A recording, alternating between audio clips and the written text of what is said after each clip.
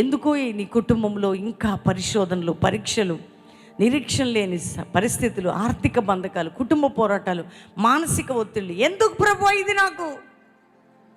నా కుటుంబానికి ఏంటి శోధన, ఏంటి పోరాటం, ఏంటి గాయం, ఏంటి నింద అనుకుంటున్నావు. కానీ ఇందులో నుంచి బయటికి తీసుకురావాలంటే అది ఎవరి మీద లేదు. కానీ మనం ఒకటి సాతానండి వాడితో అసలే కాదు. చెప్పండి, వాడితో నిన్ను ఆశీర్వదించడానికి వానికి లేదు, నీ ఆశీర్వాదం తీసేయడానికి కూడా వానికి లేదు. నీ ఆశీర్వదించాలన్నా, నీ ఆశీర్వాదం తీసేయాలన్నా దేవుడితోనే ఉంది. వాడు నిమిత్త మాత్రుడు. చెప్పండి అందరూ గట్టిగా చెప్పండి. అపవాది నిమిత్త మాత్రుడు అంటారు చూసారా. యోబు గురించి ఏసే దేవాది దగ్గరికి వెళ్ళి అంటాడు, అయ్యా నువ్వు కంచేసావు, నువ్వు తీసేయి.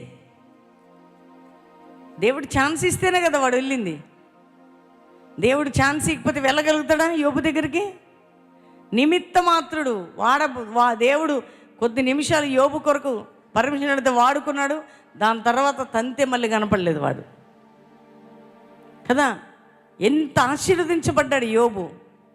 దేవుని బిడ్డలారా, లాసు, నష్టము, కష్టం మనం ఏమనుకుంటాం, ఇది ఏంటి అపవాది క్రియ చేస్తే. మాంత్రిక శక్తులు ఉన్నాయి, దురాత్మ శక్తులు ఉన్నాయండి, మాంత్రికులు ఉన్నారు, ఆటంకపరుస్తారు. ఇప్పుడు మా మీద ఎన్నో ప్రయోగాలు, ప్రజల్ని సంఘానికి రానికుండా ఎన్నో పెడతారు. వాడు కొంచెంసేపు ఆపగలడు, కొద్ది రోజులు వాడు పని చేయగలడు, కానీ శాశ్వత కాలం ఉండదు. ఎందుకంటే దేవుడు ద్వారం తెరిస్తే వారి చేత కాదు అనే విషయాన్ని మేము ఎన్నోసార్లు అనుభవించామే, అనుభవిస్తాం.